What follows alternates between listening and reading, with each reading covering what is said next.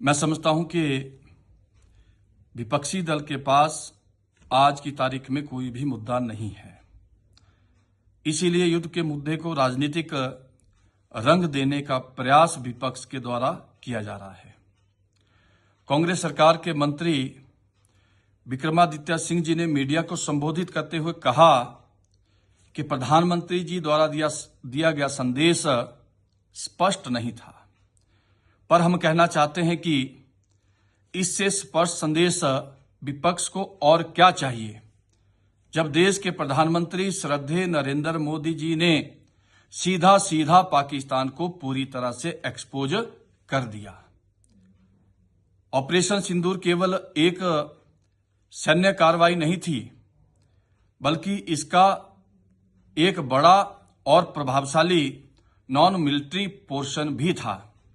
इस रणनीति के अंतर्गत भारत सरकार ने 1960 में हुए सिंधु जल समझौते को स्थगित करने का निर्णय लिया है।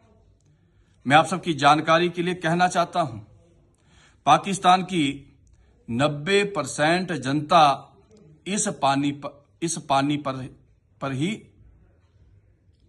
निर्भर है। मैं आपको कहना चाहता हूं कि पाकिस्तान की 80% कृषि इस पानी पर ही निर्भर करती है।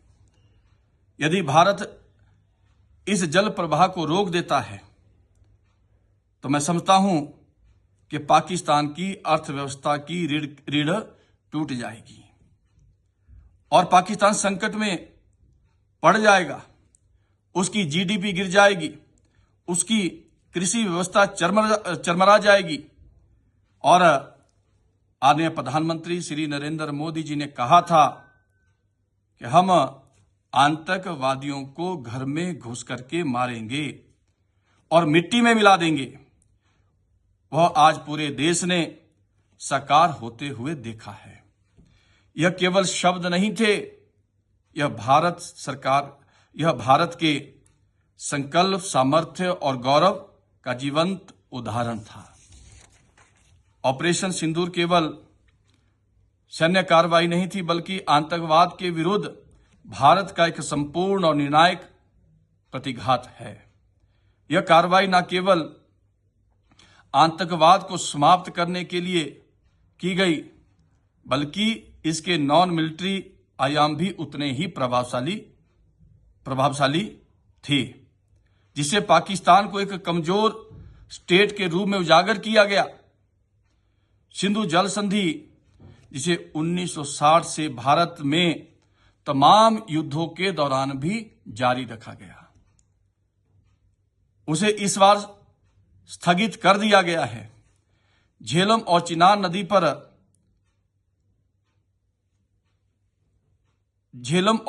नदियों के जल पर अब भारत सरकार का पूर्ण नियंत्रण है। भारत अब इन नदियों पर बांध निर्माण, जल संग्रह, सिंचाई और हाइड्रो पावर जैसे जम्मू कश्मीर, लद्दाख, पंजाब और हरियाणा जैसे राज्यों को व्यापक लाभ पहुंचाने जा रहा है। यह वो कार्य है जो पिछले 50 वर्षों से नहीं हो पाया था।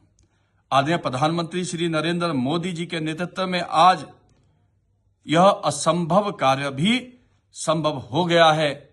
भारत सरकार ने स्पष्ट संदेश दिया है, पानी और खून एक साथ नहीं बह सकते। और इसके साथ साथ मैं ये भी कहना चाहता हूं, भारत धरातल पर काम करता है, सोशल मीडिया पर नहीं। पाकिस्तान ने युद्ध के दौरान जब हार मानी तो डीजीएमओ पाकिस्तान ने डीजीएमओ भारत से बात की और सीज फायर की मांग की।